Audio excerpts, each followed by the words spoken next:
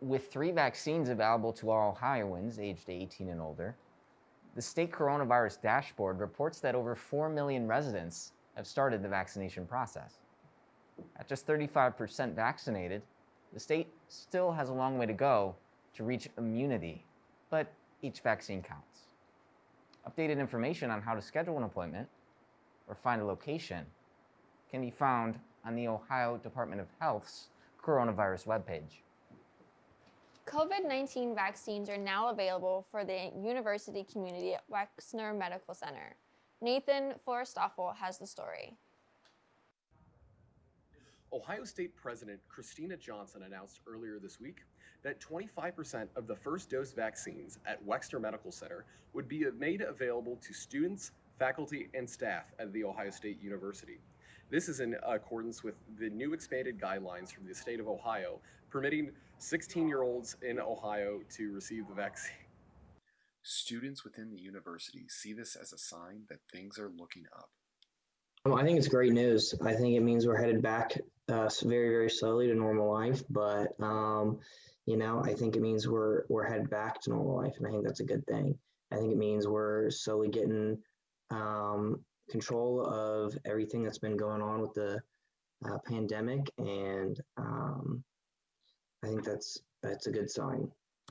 President Johnson, in an email last week, announced to students that 40% of the university's faculty, staff, and students had already received their first dosage of the vaccine. But I think we're also super lucky because, we have the Wexner Medical Center. Not every school has a medical facility and capabilities like that. Students, faculty, and staff from The Ohio State University can schedule their vaccination appointments at the Jerome Schottenstein Center through their MyChart account. For BuckeyeTV 19, I'm Nathan Forstoffel.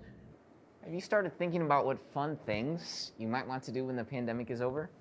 Or did some things you did prior to COVID that you are ready to go back to? Are they going to start up again? We asked some students these same questions to get some ideas. Here's Erica Kolb with the story. With summer quickly approaching and COVID-19 vaccines rolling out, OSU students are itching to get back to some sense of normalcy and some of their favorite pre-pandemic activities. I'm here today with my fellow Buckeyes to find out what big events they have planned for when that time comes. I used to be a planetarium presenter before the pandemic started, and I love presenting shows and I love having people in the same room. In a planetarium, so I would love to go back to my job and present again after the pandemic ends.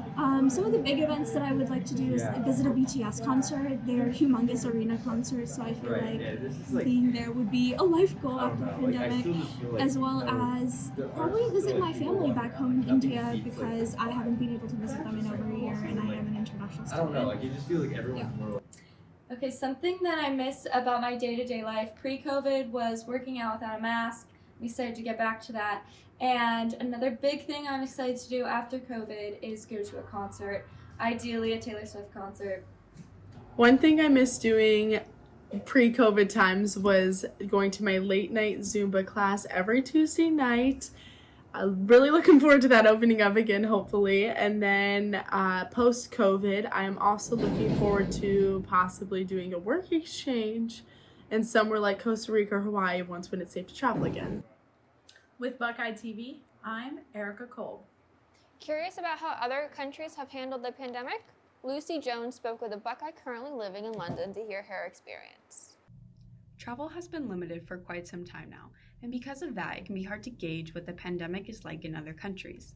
I got the chance to talk to a Buckeye who currently lives abroad in London, England, to see how her location has shaped her pandemic experience. Been the strictest lockdown just because we had the new variant of the coronavirus break out here in London specifically. You're only allowed to go out to necessary appointments in stores like the grocery store, a pharmacy, any doctor's appointments. And other than that, everything is closed. The UK is protecting its citizens through lockdown regulations, but how are they handling vaccine distribution? The rate at which people are getting their jabs is actually quite fast, and it's being quite successful here. Taking a look back home, nearly 49% of the US population has been vaccinated against COVID, and the UK isn't far behind with around 46% of the population being vaccinated. But how can you schedule your appointment here in Ohio? The hospital systems are using MyChart.